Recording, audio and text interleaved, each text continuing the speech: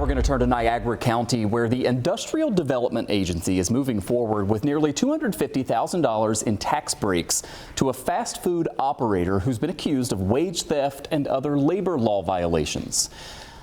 We are showing you here the IDA board unanimously approved the grant, this subsidy, to Mohammed Shoaib, who has already received subsidies totaling close to $500,000. Investigative Post reporting on this earlier today. This is the site where this new money will go. This comes after Investigative Post reported on some issues. Shoemaker joins me live here tonight. So J-Dale, you reported on these issues, right, that they had these accusations of wage theft. What should we know about what the IDA did today? So a couple weeks ago, I published a story in which I spoke to a number of current and former employees who worked for the fast food restaurants owned by Mohammed Shoaib. They said that he routinely failed to pay overtime when they worked more than 40 hours in a week, and he also withheld tips when customers left them on a credit card. We're all familiar with the little credit card leave a tip on the POS.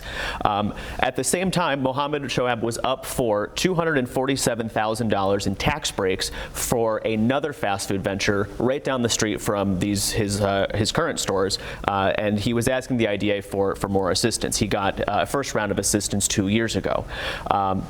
Today, the IDA said unanimously, yes, you may have this tax break money. When I asked the chairman of the IDA about this, he said, not our problem, basically, with the Labor Department investigating these allegations of wage theft.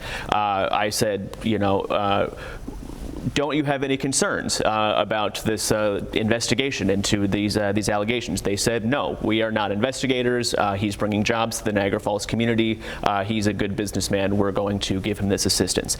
This is on top of $50,000 in unreported grants that he got back in 2023 from the city of Niagara Falls. And I'm highlighting this just to kind of put a pin on the point that Mohammed has now received a total of $730,000 total between the county and the city of Niagara Falls to open his fast food ventures.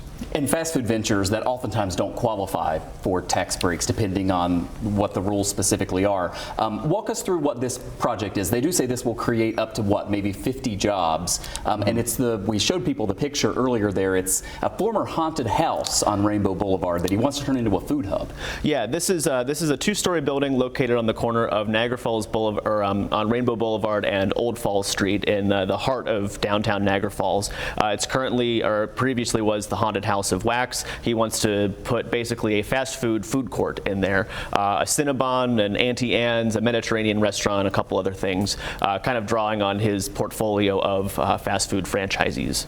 Finally, before I run out of time, we just anticipate that the State Labor Department continues to investigate these allegations? That's what they tell me as of this week. They are continuing to look into this. I'm aware of 2 former employees who have filed complaints with the board. The board says, or the Labor Department says, they're looking into those. Other employees said they plan to file, but that's all ongoing as far as we know. All right, we'll keep folks posted as we learn more. You can read the latest reporting here at investigativepost.org. J-Dale Shoemaker, thanks for coming in. Thanks. Appreciate it.